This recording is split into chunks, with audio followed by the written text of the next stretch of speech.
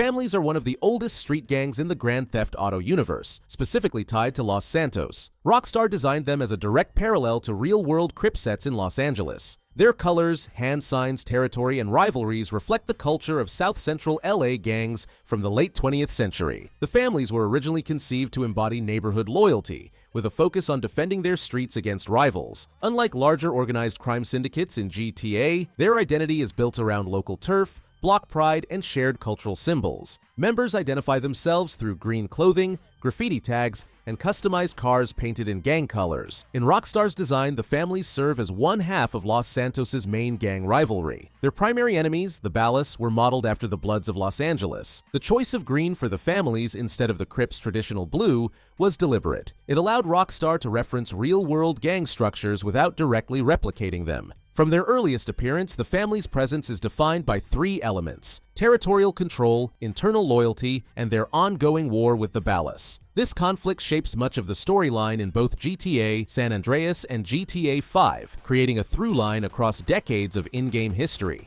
During the early 1990s, depicted in Grand Theft Auto San Andreas, the families were at the height of their influence. At this time, they were known as the Grove Street families, led by Sean Sweet Johnson, with his brother Carl C.J. Johnson playing a central role in the storyline. The Grove Street families controlled significant portions of Ganton, Idlewood, and surrounding neighborhoods in Los Santos. Their identity was built on respect for the community and strong resistance against their enemies. Members wore green clothing, used gang tags to mark their turf, and drove cars like green Savannas and Greenwood sedans to signal their dominance. The family's greatest rivalry was with the Ballas. In the early 1990s, the two gangs were locked in violent turf wars involving drive-bys, assassinations, and the drug trade. The Ballas, with their ties to crack cocaine distribution, threatened the stability of Grove Street's leadership. This conflict defined much of CJ's journey as he worked to restore his gang's strength and reclaim lost territory. Another major element in this period was the family's stance against drugs. Unlike the Ballas, who fully embraced crack distribution,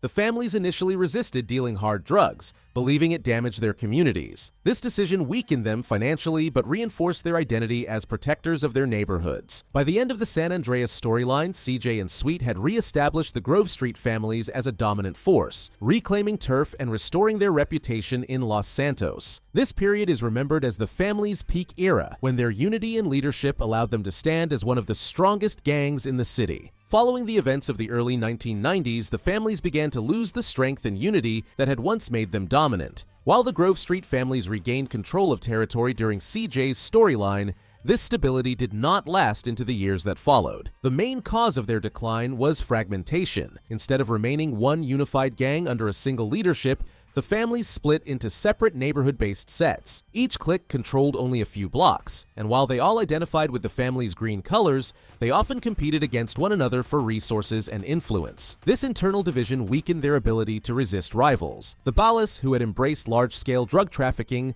expanded their reach and steadily reclaimed much of Los Santos. The Vagos also grew stronger, pushing into territories that once belonged to the families. Another factor in the decline was the collapse of centralized leadership. Without figures like Sweet Johnson or CJ actively guiding the group, the families lost the organization that once defined them. Local leaders lacked the authority to unite the gangs citywide, leaving them vulnerable to both outside enemies and internal rivalries. By the time of Grand Theft Auto 5, set in 2013, the once mighty Grove Street families had dissolved into smaller, struggling sets. Their legacy remained visible in graffiti, gang colors, and local pride, but their influence over Los Santos had diminished dramatically compared to the 1990s. By 2013, the families existed only as a fractured network of small sets, each with its own turf and leadership. These cliques no longer operated under a unified banner like the Grove Street families of the 1990s. Instead, the group was divided into localized gangs spread across South Los Santos. The main sets active in GTA 5 include the Chamberlain Gangster families,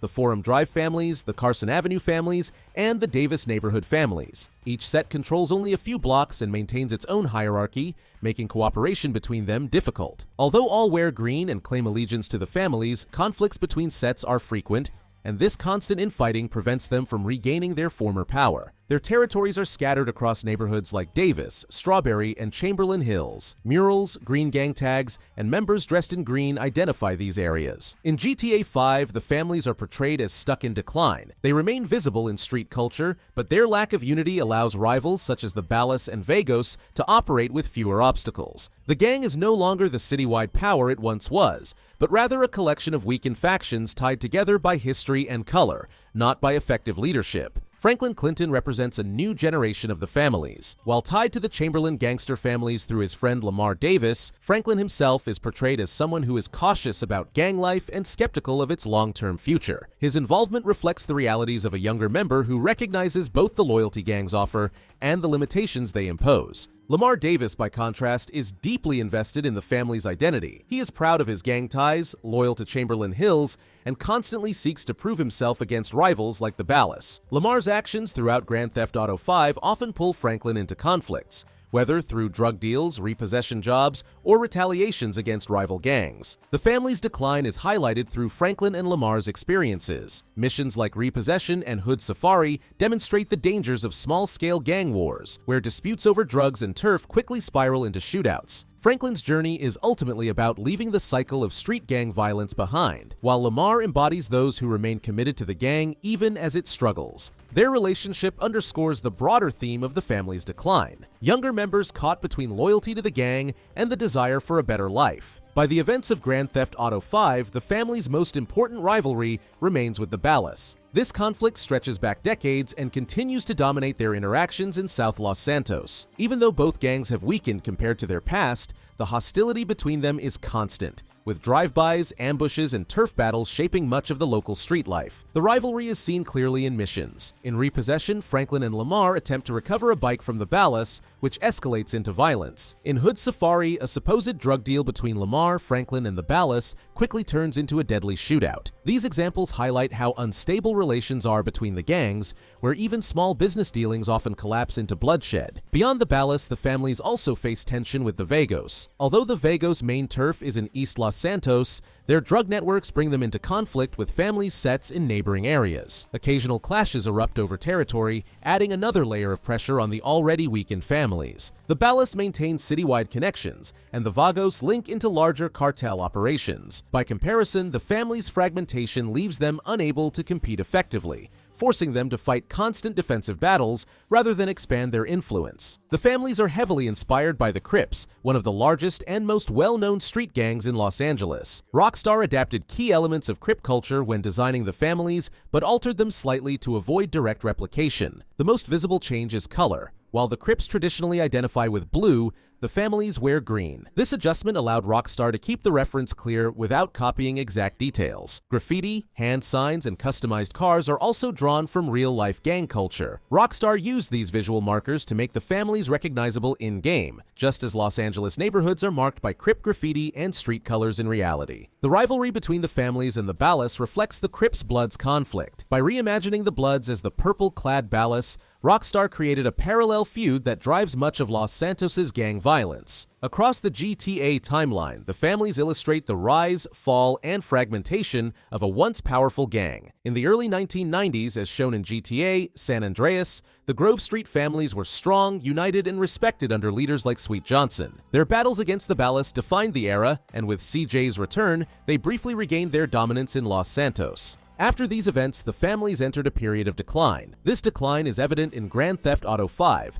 where the families appear as fragmented cliques struggling to survive. Franklin and Lamar's stories reflect this shift. Franklin represents those who see no future in the gang lifestyle, while Lamar represents loyalty to the families despite their weakness. Together, their experiences show how the gang's legacy lives on, even in diminished form. The family's rivalries, especially with the Ballas, remain central to their identity, but by the 2010s, their ability to project power has eroded. They exist more as a symbol of history than as a dominant force in Los Santos. In Rockstar's world, the families embody both the cultural roots of Los Santos and the challenges gangs face when loyalty, rivalry, and community identity collide with the realities of crime and survival. Their timeline captures a transformation from dominance to decline, making them one of the most detailed and enduring gangs in the GTA series. The Duggan crime family is the only criminal organization in GTA history that tried to buy Los Santos instead of taking it, and they got clowned so hard they'll never show their faces in San Andreas again. They rolled into town with oil money, corporate lawyers, and a fleet of Merryweather mercs, thinking they could turn the Diamond Casino into their personal empire. What they didn't realize is that Los Santos doesn't care how many zeros are in your bank account. This city runs on violence, respect, and the kind of chaos that no boardroom strategy can predict. The Duggans learned that lesson the expensive way. The Duggan family is not your typical GTA crime syndicate. They're not mobsters, they're not cartel bosses, they're not even street-level hustlers who clawed their way up. They're Texas oil billionaires who stumbled into organized crime through sheer arrogance and corporate greed. Think Fortune 500 meets The Sopranos, except they skipped every lesson about earning respect and went straight to throwing money at problems. Their entire criminal operation is built on buyouts, hostile takeovers, and hiring other people to do the dirty work. They're the kind of villains who threaten you with lawyers before they threaten you with bullets, and in Los Santos, that's a death sentence. The family is led by Thornton Duggan, a trust fund man-child with anger management issues and the business sense of a drunk hedge fund manager. He's surrounded by his equally useless brothers, all of them coasting on inherited wealth and convinced that money solves everything. Their approach to crime is sterile, corporate, detached. They don't get their hands dirty. They don't build loyalty. They don't understand the streets. They treat Los Santos like a hostile business acquisition, which is exactly why they fail so spectacularly. The Duggans built their fortune in Texas oil, the kind of old money that comes with political connections, offshore accounts, and enough legal protection to commit white-collar crime for generations. But oil money wasn't enough. They wanted to diversify, to expand into new markets, and Los Santos, with its casinos, real estate boom, and endless flow of dirty money, looked like the perfect opportunity. What they saw was a city ripe for corporate takeover. What they didn't see was that every inch of Los Santos is already claimed by someone willing to kill for it. The Duggans first set their sights on the Diamond Casino and Resort, one of the most profitable and strategically important properties in Los Santos. At the time, the casino is owned by the Cheng family, specifically Tao Cheng, the spoiled son of a triad boss who's already proven himself to be a disaster at managing criminal enterprises. The Chengs inherited the casino through their own sketchy dealings, and while they're connected to serious organized crime back in Asia, their Los Santos operation is a mess. Tao Cheng is more interested in partying than running an empire, and his translator, Georgina, is the only thing keeping the business from collapsing entirely. The Duggans see this as an opportunity. They figure if they can muscle out the Chengs, they'll control the flow of dirty money, high-stakes gambling, and every backroom deal that goes through the casino. It's a solid plan on paper. In execution, it's a train wreck. Their strategy is pure corporate warfare. They start by buying up property around the casino, pressuring suppliers, threatening investors, and using their political connections to make life hell for anyone doing business with the Chengs. They hire Merryweather Security, the same private military company that's been a thorn in every protagonist's side since GTA 5, to intimidate casino staff and run protection rackets. They flood the legal system with lawsuits, tie up the casino in bureaucratic red tape, and essentially try to starve the Chengs out. It's a long, boring, expensive siege designed to force a sale. And for a while, it looks like it might work. But here's where the Duggans miscalculate. They think the Chengs are their only problem. They think if they throw enough money and muscle at the situation, the casino will fold and everyone will fall in line. What they don't account for is that Los Santos is a war zone where every criminal organization, gang, and psychopath is constantly fighting for territory. The city doesn't respect wealth, it respects power. And the Duggans have no real power. They have money, they have lawyers, they have hired guns, but they don't have loyalty, they don't have fear, and they definitely don't have the kind of street credibility that keeps people from testing you. The Cheng family, despite being a mess themselves, is still connected to the Triads, an actual criminal empire, with decades of history, international reach, and a reputation for extreme violence. The Duggans are oil barons playing dress-up as mobsters. When the conflict escalates, the Chengs bring in real muscle. The Duggans bring in more Merryweather contractors. It's mercenaries versus Triads. And while Merryweather is effective, they're just hired help. They're not going to die for the Duggans. The Triads, on the other hand, are fighting for family, honor, and control of their turf. That's a very different level of commitment. The Duggans make another critical mistake. They underestimate how interconnected the Los Santos underworld really is. They think they can isolate the casino, apply pressure, and force a clean business transaction. But the Diamond isn't just a casino. It's a hub for money laundering, arms deals, drug trafficking, and every kind of illegal enterprise you can imagine. When you mess with the casino, you're not just messing with the Chengs, you're disrupting operations for cartels, biker gangs, the Italian mob, and every other crew that uses the place to clean their cash. The Duggans accidentally declared war on half the criminal underworld without even realizing it. And then the player shows up. Depending on which path you're on, you're either working with the Chengs to defend the casino, or you're an independent crew looking to rob it blind. Either way, the Duggans become your problem, or more accurately, you become theirs. And this is where their entire operation starts to crumble, because the Duggans have no idea how to handle someone like you. They're used to negotiating, threatening lawsuits, making phone calls. You respond by stealing their shipments, blowing up their assets, and turning their hired security into a punchline. The casino heist storyline is essentially a masterclass in humiliating the Duggan family. Every prep mission you do is designed to weaken their control. You intercept their weapon shipments so their guards are underarmed during the heist. You sabotage their security by destroying their armor deliveries, leaving Merryweather contractors with pistols instead of rifles. You hack their communications so they can't coordinate a response. You hit their drug shipments, their cash reserves, their corporate offices. Every move you make costs them millions and exposes how fragile their empire really is. One of the most satisfying prep missions involves destroying their shipments scattered across Los Santos. These aren't just random trucks, they're heavily guarded convoys,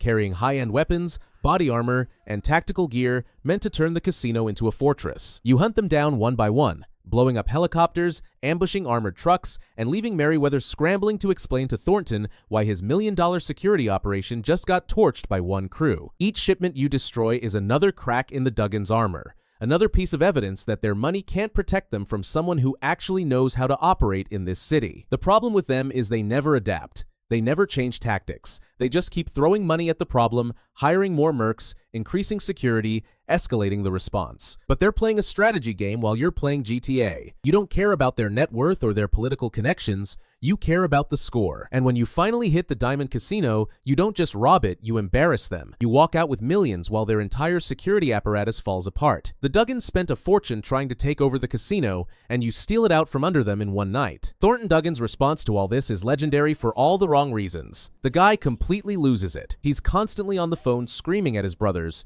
at Merryweather, at anyone who'll listen. He throws tantrums like a toddler who just realized money can't fix everything. There's a reason the community remembers him as the shirtless rage guy, because half the time we see him, he's pacing around his mansion with no shirt on, screaming about how he's going to destroy everyone who crossed him. It's pathetic. It's also exactly why he fails. He's so used to getting his way through wealth and intimidation that when someone actually stands up to him, he has no idea how to respond except with impotent anger. His brothers are no better. They're all cut from the same cloth, spoiled, entitled, completely disconnected from the reality of what they're trying to do. They treat the Los Santos underworld like a business venture, like they're acquiring a tech startup or launching a hostile takeover of a competitor. They don't understand that in this world, you can't just buy respect, you can't hire loyalty, you can't outsource power. And because they refuse to get their hands dirty, because they rely entirely on mercenaries and lawyers, they have no real foundation. The second things go sideways, their entire empire collapses. The conflict with the Chengs drags on, but it's clear the Duggans are losing. Their attempts to pressure the casino fail.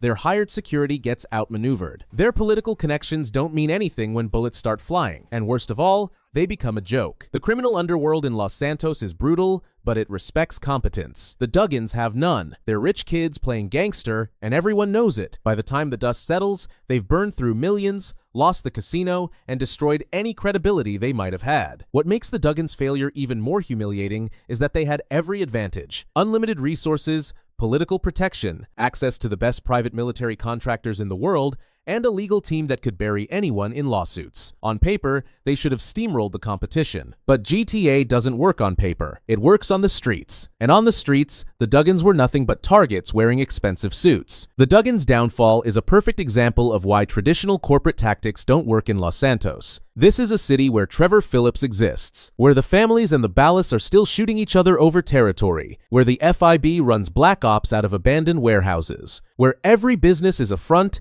and every deal is dirty. You can't buy your way into that world. You have to survive it. And the Duggans never stood a chance because they fundamentally misunderstood what they were walking into. Their legacy in GTA lore is unique. They're not remembered as dangerous. They're not feared. They're remembered as the most expensive failure in the franchise. They spent more money trying to control Los Santos than most crime families ever see, and they got absolutely nothing to show for it. No territory, no respect, No empire, just a string of humiliating losses and a reputation as the billionaires who couldn't hack it in the real world of crime. They're a satire of modern corporate greed, a parody of the idea that money equals power, and a cautionary tale about what happens when you try to play gangster without understanding the game. Victor Vance built an empire in Vice City the right way, disciplined, methodical, loyal. He controlled territory and kept the heat manageable. He followed the rules of the game better than almost anyone in GTA history, and he still lost everything. Why? Because his own brother couldn't handle playing second chair. The Vance crime family is the most tragic organization in the entire Grand Theft Auto universe.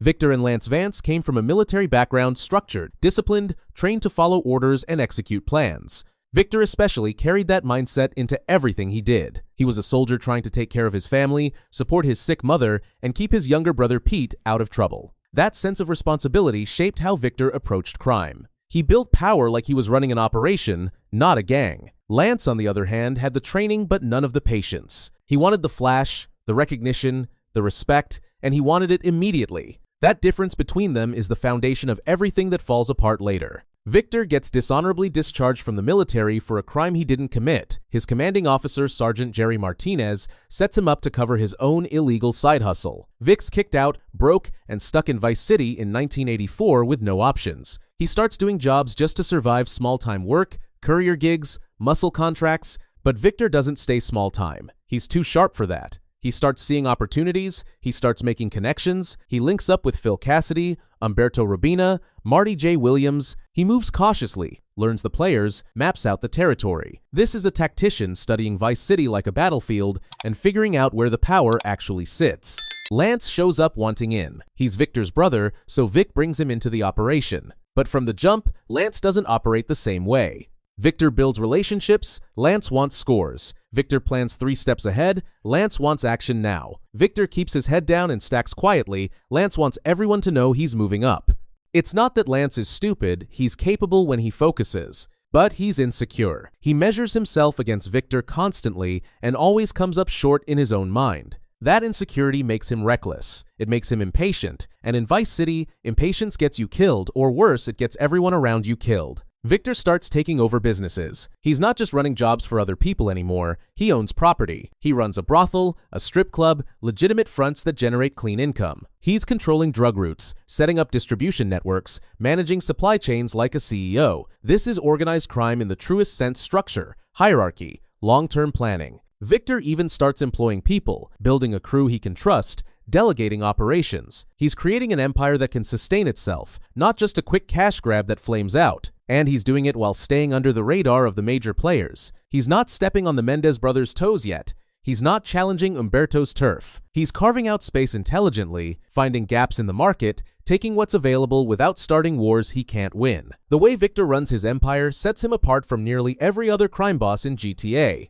He's not Tommy Vercetti, who rules through reputation and firepower. He's not CJ, who stumbles into power through family obligation. Victor builds his operation like a business: profit margins, risk assessment, asset management. He diversifies. He doesn't put all his cash into one venture. He keeps multiple income streams running, so if one gets hit, the whole operation doesn't collapse. He pays his people well enough to keep them loyal, but not so much that they get greedy. He avoids unnecessary violence because bodies bring heat, and heat brings the feds. Every decision is calculated. Every move has a purpose. This is what makes the Vance crime family different. It's not built on chaos. It's built on control.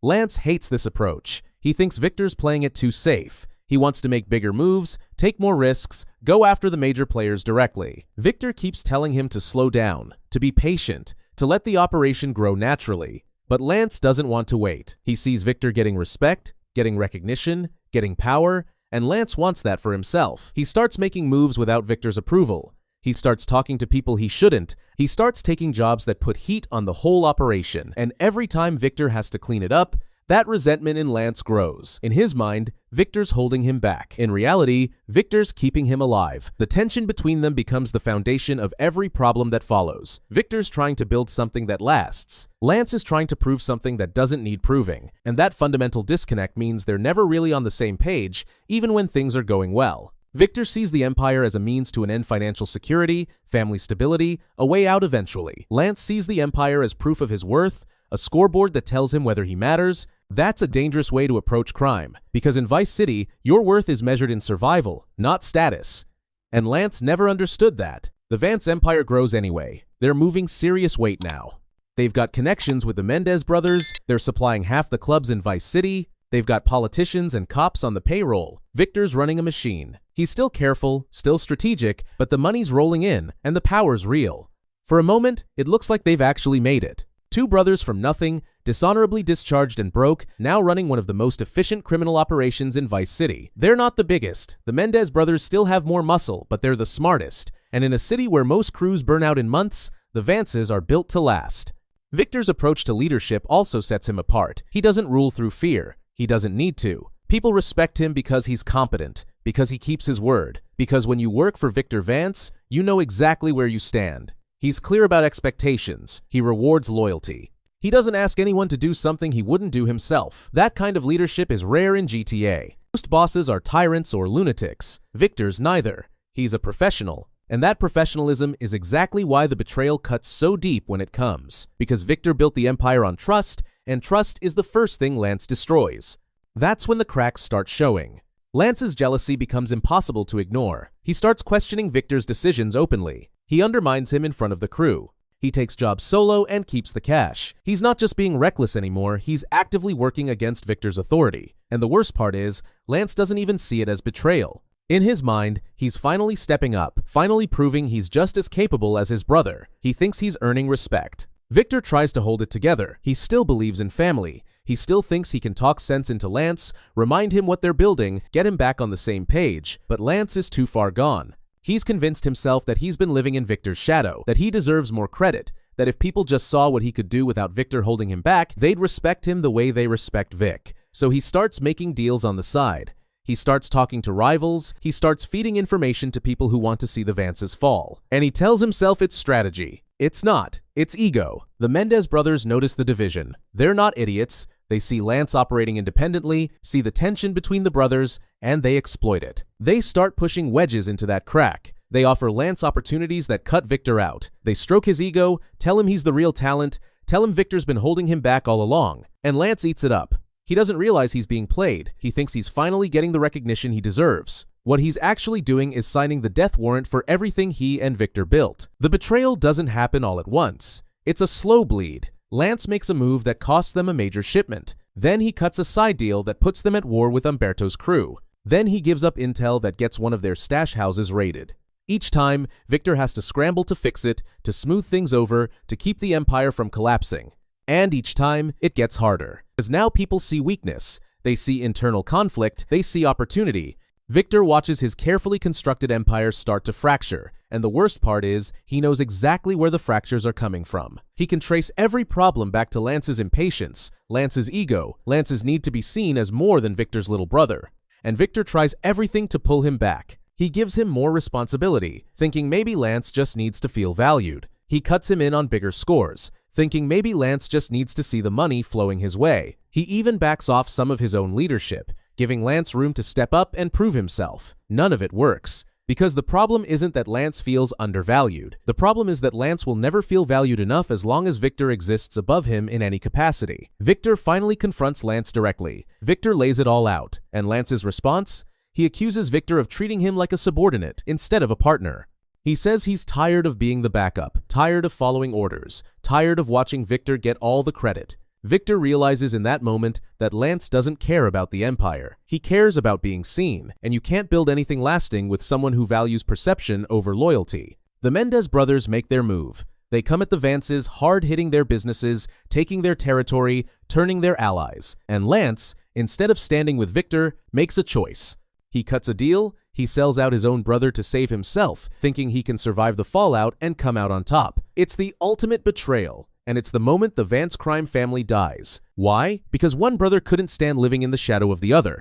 Victor fights back, but the damage is done. The empire crumbles, allies disappear, money dries up, territory gets swallowed by rivals. Everything Victor built with discipline and patience gets torn apart in weeks because the foundation trust between brothers was gone. Victor survives the collapse, but just barely. He's no longer a crime lord. He's just a man trying to stay alive in a city that's moved on from him. And Lance? He walks away thinking he won. Thinking he finally proved himself. not realizing that everyone in Vice City now sees him for exactly what he is, a rat who sold out his own blood for a taste of respect he'll never actually have. The Vance crime family's legacy is tragedy. They rose the right way, they played smart, they built something real, and they still lost because betrayal from within is the one thing you can't plan for, can't defend against, can't survive. Victor Vance is one of the most disciplined, capable operators in GTA history, and his story proves that in Vice City, loyalty and intelligence aren't enough. You also need people around you who value the Empire more than their own ego. Lance didn't. And that's why the Vances are remembered not as kings of Vice City, but as a cautionary tale about what happens when ambition rots into jealousy and family becomes the enemy. This story is just one piece of GTA's darker side. Continue with every tragic GTA 5 character ending explained. Click to see it, and subscribe so you don't miss what's next. See ya!